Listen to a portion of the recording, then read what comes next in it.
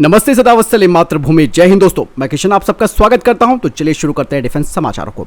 बढ़ते पहले defence update की तरफ। दोस्तों अब भारत अपना खुद का S-400 मिसाइल डिफेंस सिस्टम तैयार करने वाला है और अब भारत की निर्भरता केवल रशियन सिस्टम पर नहीं रहने वाली। दरअसल दोस्तों भारत अब 400 किलोमीटर रेंज वाली देश में निर्मित long range surface to air missile यानी कि LRSAM को तैयार कर रहा है और यह मिसाइल सिस्टम सतह से हवा में मार करने में सक्षम होगा और इस सिस्टम के जरिए भी भारत अपने दुश्मनों के फाइटर जेट, हेलीकॉप्टर, रॉकेट, हवाई जहाज या फिर मिसाइल्स को 400 किलोमीटर की रेंज में मार गिराने में सक्षम होगा।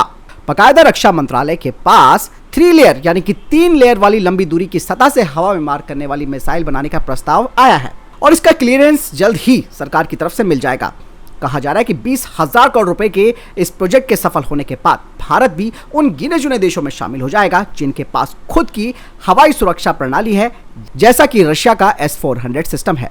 दोस्तों जैसे कि मैंने आपको बताया कि ये 3 लेयर्स वाली होगी, यानी कि दोस्तों अलग अलग रेंज पर हमला करने में सक्षम। इसकी अधिकतम रेंज 400 किलोमीटर होगी और भारत के पास इसे बनाने के लिए एक अच्छा खासा अनुभव भी है, क्योंकि इजराइल और भारत पहले ही मिलकर मीडियम रेंज की SAM मिसाइल को तैयार कर चुके हैं, जिसकी रेंज भले ही 70 किलोमीटर है, लेकिन अब इसे बढ़ाकर 400 किलोमीटर तक किया जा रहा है, यानी कि ये रशियन S-400 डिफेंस सिस्टम के बराबर ही होगा। दोस्तों भारत का DRDO जमीन आधारित और युद्धपोत आधारित दोनों प्रणालियों के लिए एयर डिफेंस सिस्टम विकसित करने के मामले में काफी महत्वपूर्ण सफलताएं हासिल कर चुका है और DRDO के द्वारा LRSAM परियोजना शुरू किए जाने के बाद भारतीय नौसेना ने अपनी स्वदेशी LRSAM का नाम बदलकर MRSAM कर दिया, यानी कि भारत के पास केवल S-400 ही नहीं बल्कि भारत का खुद का स्वदेशी 400 किलोमीटर रेंज वाला surface to air missile air defence system होगा।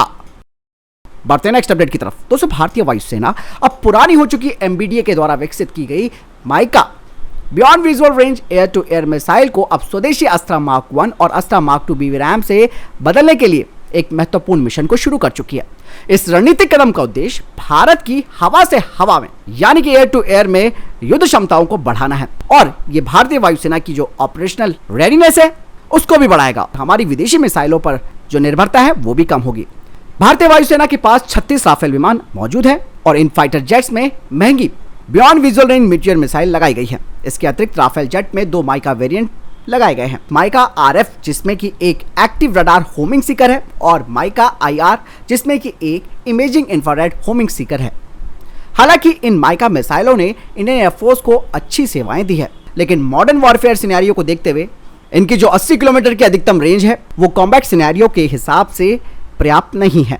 अस्त्रा MK1 और अस्त्रा MK2 मिसाइलों को DRDO के द्वारा स्वदेशी रूप से विकसित किया गया है। ये मिसाइलें अपनी प्रभावशाली रेंज का दावा करती हैं, जो कि भारतीय वायुसेना को हवाई हमलों में बहुत आवश्यक जो फ्लेक्सिबिलिटी है और घातकता है वो प्रदान करेंगी। इस अपडेट योजना के पहले चरण में राफेल बेड़े को, जिसमें कि 36 राफेल विमान है, उनमें अस्त्रा MK1 और अस्त्रा MK2 BB-RAM लगाई जाएगी और उसके बाद मिराज जो कि 2035 तक सेवा में बने रहेंगे, उनमें भी अस्त्रा MK1 और अस्त्रा MK2 BB-RAM मिसाइलें लगाई जा सकती है। बढ़ते नेक्स्ट अपडेट की तरफ। स्वदेशीकरण और आत्मनिर्भरता की दिशा में एक महत्वपूर्ण प्रगति के हिस्से के रूप में भारतीय वायुसेना अपने लड़ाकू जेट बेड़ों को स्थानीय यानी कि स्वदेशी रूप से विकसित सॉफ्टवेयर डिफाइंड रेडियो से लैस करने के लिए पूरी तरीके से तैयार है और यह अत्याधुनिक SDR वर्तमान में विकासात्मक परीक्षण के दौर से गुजर रहे हैं और इस साल के अंत में इनके प्रोडक्शन के लिए मंजूरी मिल जाएगी। दोस्तों ये भारत के स्वदेशी तकनीकी प्रगति के लिए एक बड़ी छलांग है, जो कि भारतीय वायुसेना की ऑपरेशनल क्षमताओं को बढ़ाएगा और साथ ही साथ हमारी रक्षा क्षमताओं को मजबूत करेगा। इससे पहले दोस्तों भारतीय वायुसेना ने अपने मिराज 2000, MiG-29, सुखोई 30 लड़ाकू विमानों के लिए इजराइल से 400 सॉफ्टवेयर डिफाइंड रेडियो खरीदे थे। हालांकि अब स्वदेशी SDR-FA का विकास और उत्पादन भारत की विदेशी आयात पर निर्भरता को कम करेगा और महत्वपूर्ण डिफेंस टेक्नोलॉजी में आत्मनिर्भरता प्राप्त करने की दिशा में महत्वपूर्ण कदम बढ़ाएगा और इस SDR-FA को विशेष रूप से Tejas mark 2, AMCA TEDBF fighter jet की आवश्यकताओं को पूरा करने के लिए भी तैयार किया जाएगा। यह अत्याधुनिक SDR इन विमानों की संचार क्षमताओं में क्रांतिकारी बदलाव लाएंगे, जिससे कि मिशन के दौरान निर्बाध और सुरक्षित डेटा यानी कि सिक्योर डेटा एक्सचेंज हो सके। चलिए बढ़ते नेक्स्ट अपडेट की तरफ। दोस्तों भारत को जो 3 अतिरिक्त स्कॉर्पियन क्लास की डीजल इलेक्ट्रिक जो पनडुब्बियां हैं उनकी जो खरीद करनी है उसकी प्रक्रिया अब शुरू हो चुकी है। अब अधिकारियों ने कहा है कि 2024 तक इस कॉन्ट्रैक्ट को फाइनल कर दिया जाएगा और पहली सबमरीन 2031 तक भारतीय नौसेना को मिल पाएगी। वहीं नेवल ग्रुप के चेयरमैन ने कहा कि इन 3 पनडुब्बियों में जो स्वदेशीकरण का जो स्तर है वो काफी ज्यादा है और इन पनडुब्बियों में DRDO के द्वारा बनाए गए कॉम्बैट सिस्टम, AIP सिस्टम और जो अन्य सिस्टम्स है उन्हें भी लगाया जाएगा। बढ़ते हैं नेक्स्ट अपडेट की तरफ। दोस्तों, भारत की ऑर्डिनेंस फैक्ट्री बाड़मेर ने अपना पहला एक्सपोर्ट ऑर्डर रवाना किया है, जिसके तहत 155 mm के एमुनेशन को किसी दोस्ताना देश को भेजा गया है। यह एक्सपोर्ट किस देश को किया गया है इस बारे में खुलासा नहीं किया गया है, लेकिन दोस्तों संभावना यह है कि यह ऑर्डर आर्मीनिया को गया है, क्योंकि 2022 में आप सबको मैंने डिफेंस अपडेट में भी बताया था कि आर्मीनिया ने 155 mm की ATAGS का ऑर्डर किया था, जिसकी अनुमानित कीमत करीबन $155.5 मिलियन है और 2025 से आर्मीनिया की आर्मी को इनकी डिलीवरी की जाएगी। यानी कि भारत ने पहले एमुनेशन भेजना शुरू कर दिया है, उसके बाद ATAGS को भी एक्सपोर्ट किया जाएगा। बढ़ते नेक्स्ट अपडेट की तरफ। दोस्तों, भारत ने अपनी state on shipyard Hindustan shipyard limited की जो सर्विसेज है उसे वियतनाम में और आगे बढ़ा दिया है, ताकि वियतनाम की जो किलो क्लास की पनडुब्बियां हैं उनकी रिपेयरिंग, अपग्रेडेशन और सिस्टम इंटीग्रेशन, साथ ही साथ इनका ट्रायल भी वो कर पाएंगे। वियतनाम की नौसेना करीबन 6 किलो क्लास की सबमरीन्स का इस्तेमाल कर रही है और भारत ने यहाँ पर एक प्रोएक्टिव अप्रोच अपनाई है, ताकि वियतनाम की नौसेना की क्षमता को बढ़ाया जा सके। चलिए बढ़ते हैं नेक्स्ट अपडेट की तरफ। दोस्तों, गोवा शिपयार्ड लिमिटेड और BITS गोवा ने एक MOU साइन किया है शिप बिल्डिंग और डिफेंस एप्लीकेशन फील्ड में जॉइंट डेवलपमेंट और आर्टिफिशियल इंटेलिजेंस टेक्नोलॉजी का समायोजित करने के लिए। और शिप बिल्डिंग में आर्टिफिशियल इंटेलिजेंस का इस्तेमाल करके सबसे बड़ा फायदा ये होगा कि इससे समय पर जो टास्क और रिसोर्सेज हैं उनका इस्तेमाल हो पाएगा। बढ़ते नेक्स्ट अपडेट की तरफ। दोस्तों, HAL को हाल ही में लेटर ऑफ इंटेंट प्राप्त हो चुका है 12 लाइट यूटिलिटी हेलीकॉप्टर्स के निर्माण के लिए। हालांकि भारतीय सेना ने इसमें एक क्रूशियल कंडीशन और रखी है, वो भी ऑर्डर को फाइनल करने से पहले, और ये कंडीशन ये है कि इसमें ऑटो पायलट सिस्टम होना चाहिए। और HAL अब ऑटो पायलट सिस्टम का टेस्ट करने वाला है लाइट यूटिलिटी हेलीकॉप्टर से, और इसकी सफलता के बाद इन हेलीकॉप्टरों का इंडक्शन आसानी से भारतीय सेना में हो जाएगा।